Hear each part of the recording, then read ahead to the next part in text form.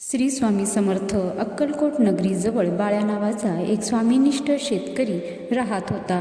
तो दिवस रात्र शेतीत कष्ट करायचा, पण त्याची स्वामींवर अपार प्रेम आणि श्रद्धा होती. एका वर्षी परिसरात प्रचंड दुष्काळ पडला. पाऊस नसल्यामुळे बाळ्याचे संपूर्ण शेत सुकून गेले.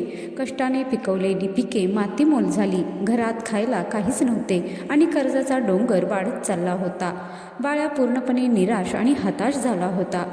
शेवटी त्याचे दुःख असह्य झाल्यावर तो स्वामी समर्थांच्या दर्शनासाठी अक्कलकोटला गेला.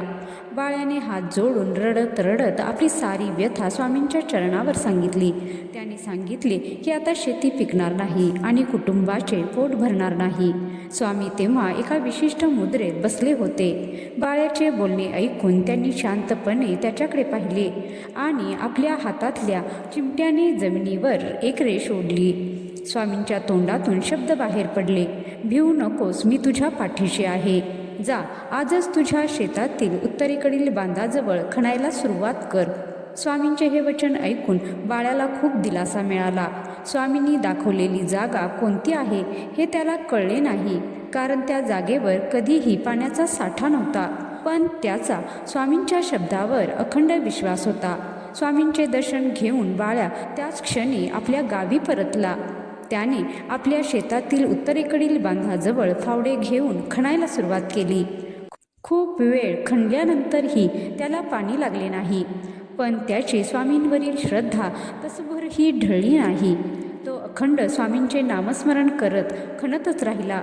अखेरीस अचानक एका मोठ्या दगडाला फावडे लागले. बाळ्याने तो दगड बाजूला काढताच त्या खालून पाण्याची एक मोठी थंडगार धार वेगाने बाहेर पडू लागली. ती धार इतकी शक्तिशाली होती, काही वेळातच बाळ्याच्या शेतात पाण्याची पातळी वाढली आणि पूर्ण शेत पाण्याने भरून गेले. बाळ्याने कधीही विचारही केला नव्हता की त्या वाळलेल्या जमिनीतून इतका मोठा पाण्याचा स्रोत मिळू शकेल. हा केवळ स्वामींचा चमत्कार होता. स्वामींनी आपल्या एका निष्ठावान भक्ताला संकटातून वाचवले आणि त्याला जीवदान दिले. बाळ्याने त्या पाण्याच्या धारेचा उपयोग करून शेतीत उत्तम पीक घेतले आणि त्याचे दुःख कायमचे दूर झाले. तर मंडळी, या कथेचा बोध हाच की श्रद्धा आणि सबुरी हे स्वामींच्या कृपेचे मूळ आहे. संकटात धीर सोडू नका. आपल्या सद्गुरूंचे आणि देवाचे नामस्मरण केल्याने ते निश्चितच आपल्या पाठीशी उभे राहतात.